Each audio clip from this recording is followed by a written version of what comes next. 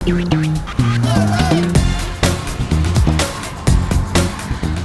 lovers, di balik derasnya perubahan zaman, rupanya di Jakarta masih ada loh para penjual minyak yang jualannya berkeliling menggunakan gerobak sepeda. Sementara di Bogor, Jawa Barat, masih ada juga penjual mainan jadul yang dibuat secara tradisional. Wah, kira-kira kenapa masih bisa bertahan ya?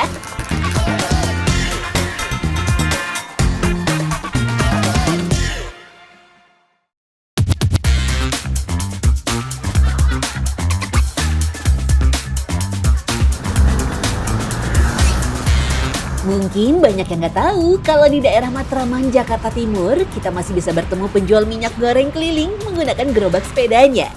Ada sekitar 15 orang penjual minyak goreng keliling mencari penghidupan di ibu kota. Uniknya, semuanya berasal dari Tasikmalaya, Jawa Barat. Di dalam satu rumah ini saja, ada 5 gerobak sepeda yang beroperasi setiap harinya. Salah satunya milik Ipan yang akrab dipanggil A. Ipan. Ia masih setia berjualan minyak goreng keliling sejak tahun 2019. Biasanya setiap pukul 5 subuh, ia bersiap-siap untuk berjualan minyak goreng mengelilingi Jakarta. Walaupun ada beberapa pedagang yang berjualan menggunakan motor, tapi ia tetap memilih menggunakan gerobak sepeda. Kalau pakai motor kan kita mesti satu jalur gitu, Pak. Kalau ini kan kebanyakan lawan arah, ininya kelilingnya. Setiap harinya, Ipan berkeliling ke daerah Tebet hingga Pancoran, Jakarta Selatan. Kurang lebih ada 20 titik pemberhentian untuk menjual minyak goreng ke beberapa langganannya. Ipan harus menggowes sepedanya sejauh 10 km untuk sampai di lokasi tujuannya. Itu artinya ia harus menggowes sejauh 20 km pulang pergi. Duh, nggak kebayang deh pegelnya gimana sih, lovers. Menariknya, kebanyakan pembeli minyak goreng sudah jadi langganan, sehingga Ipan bisa memperkirakan jumlah stok minyak yang harus dibawanya tiap hari. Jika langganannya ramai berjualan, Ipan mampu menjual hingga 38 liter minyak goreng tiap hari dengan omsetnya mencapai Rp1.200.000. Wah, banyak juga ya. Menyingkat waktu sih, Mas. Soalnya kita kan ibaratnya sambil masak ya. Kalau abang itu kan langsung ngantar ya kan. Kalau kita misalnya ke pasar kan ini muter dulu gitu kan. Nyari toko yang buka gitu. 2 jam muter-muter ya kan. Lebih murah. Murahnya semurah apa? 50 tuh 2,5 liter. Berarti ada jarak gitu sama yang di warung. Kalau yang di warung biasanya berapa? Kurang tahu sih, cuman 5.000, 4.000 mah ada jarak. Itu untuk yang berapa? Untuk yang sekilo, seliter gitu. Rupanya pria 32 tahun ini berusaha tetap meneruskan jejak ayahnya yang sudah berjualan minyak goreng keliling sejak tahun 1980-an, Secret Lovers. Wah, legend banget ya. Kalau diperhatikan, ada beberapa ciri khas yang masih melekat pada gerobak minyak keliling jadul ini loh. Yup, bener banget Secret Lovers. Apalagi kalau bukan centong kaleng kental manis yang jadi alat untuk mengambil sekaligus menakar minyak gorengnya tuh. Menurut Ipan, penggunaan centong kaleng ini masih terus dilanjutkan karena nggak mudah bocor. Selain itu, takarannya juga bisa disesuaikan dengan kebutuhan. Jadi kita tinggal yang pakai botol itu, yang pakai kaleng itu, yang ini 3 tambah lebih dikit gitu ya. Kalau seliter. Nah, ini yang seliter A. Sama segini. Ini seliter. Kalau yang kilo tinggal tambah lagi satu lagi ya, 1 centong lagi. Satu ini baru 1 kilo tuh pas. Selagi centong kalengnya nggak bocor, Ipan yakin kalau kaleng yang penyok tidak mempengaruhi takaran minyak gorengnya.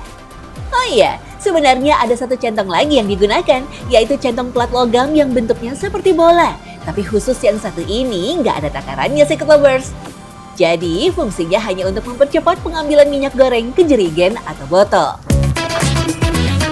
Ada juga loh ciri khas lain dari gerobak minyak goreng keliling, yaitu adanya botol saus dan kecap yang bertengger di gerobak. Rupanya semua saus dan kecap memang sengaja dijual ke langganan minyaknya, utamanya para penjual mie ayam. Jadi jangan heran ya kalau ada saus kecap bahkan aneka bahan baku lain di dalam gerobak sepeda ini ya. Selain itu, ciri khas lain adalah minyak gorengnya pasti disimpan di dalam wadah kaleng berbentuk kotak. Soalnya kaleng ini anti bocor. Apalagi kalengnya buatan sendiri, pasti ukurannya dimodifikasi sesuai kebutuhan. Karena kalau pakai jeliken kapasitasnya kan terbatas, cuman bisa bawanya 16 gitu ya. Kalau ini kan bisa 20, jadi agak gedean. 20 kilo kapasitasnya. Kalau pakai jeliken kan kapasitasnya cuman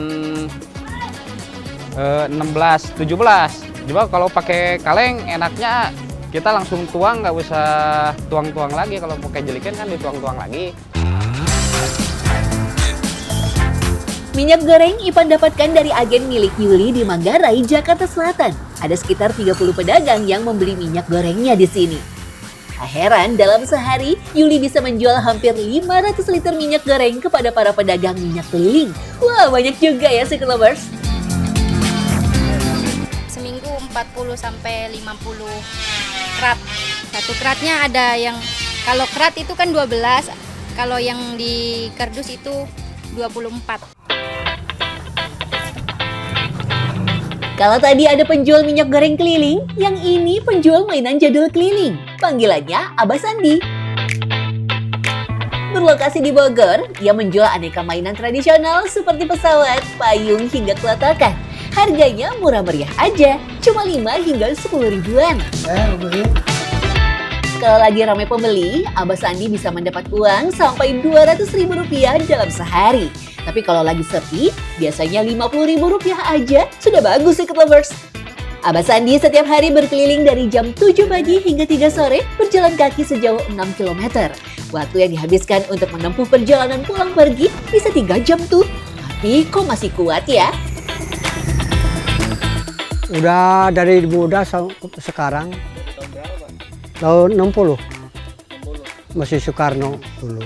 Ya, Kenapa nggak pakai sepatu, Pak? gampang. Oh, jadi lebih mudah. Lebih mudah. Kalau pakai sepatu, kenapa? Ya berat sih.